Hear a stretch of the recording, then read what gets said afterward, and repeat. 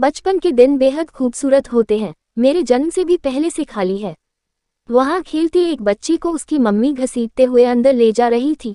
चलो आंचल अंदर, अभी बाहर नहीं खेलना है, कोई इन्फेक्शन हो गया तो, कहते हुए उसे अंदर लेकर दरवाज़ा बंद कर दिया। उसी घर में जहाँ मेरे बचपन का यार रहता था, मगर अब किराएदार रहते हैं। जब कभी किराया लेने आता है तभी मिलना हो पाता है। नौकरी लगते ही दूसरे शहर में सेटल हो गया है।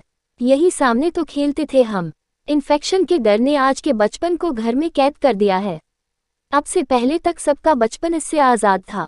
शाम गहरा रही थी और इधर मेरी चाय कप की तली तक पहुंच रही है। तभी सामने 4-5 बच्चे खेलने के लिए जमा हो गए। उन सब में मैं खुद को और अपने यार को ढूंढ रहा था। 15-17 साल पहले इसी तरह शाम को हम भी इकट्ठा हो जाया करते थे। हमारे आसपास ज्यादा घर नहीं थे। मैं अपनी बहनों ललिता और पुष्पा दीदी के साथ खेलता था। एक दिन पास में मकान बना जिसमें परस और उसका परिवार रहने आया। परस भी मेरा हमउम्र ही था। उससे बड़ी बहन थी सुरजा दीदी। वो हिम्मती और बड़े दिल वाला था पर शरारत में मुझसे कम था। इधर मैं सबसे छोटा था और सबसे बड़ी ललिता दीदी थी। जब हम तीनों खेलते तो वो दोनों भी आते। शुरू में हमारी उन दोनों से बनती नहीं थी। एक बार हमने उनके पीछे कुत्ता दौड़ा दिया था। बाद में उसकी बहन ने माँ से बोलकर हमने डांट पड़वाई थी।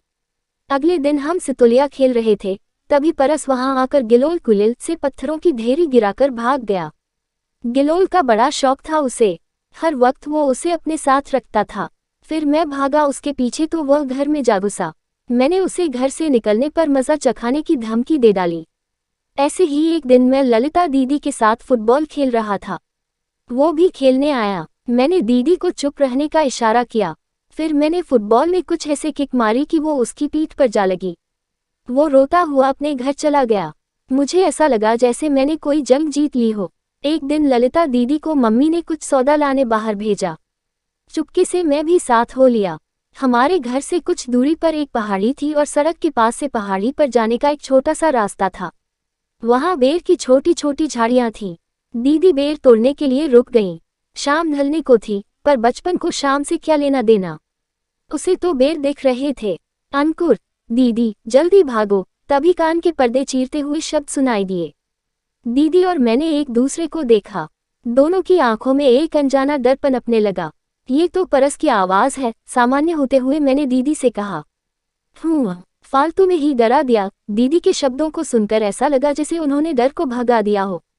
यहाँ आ गया तो बेर मांगेगा।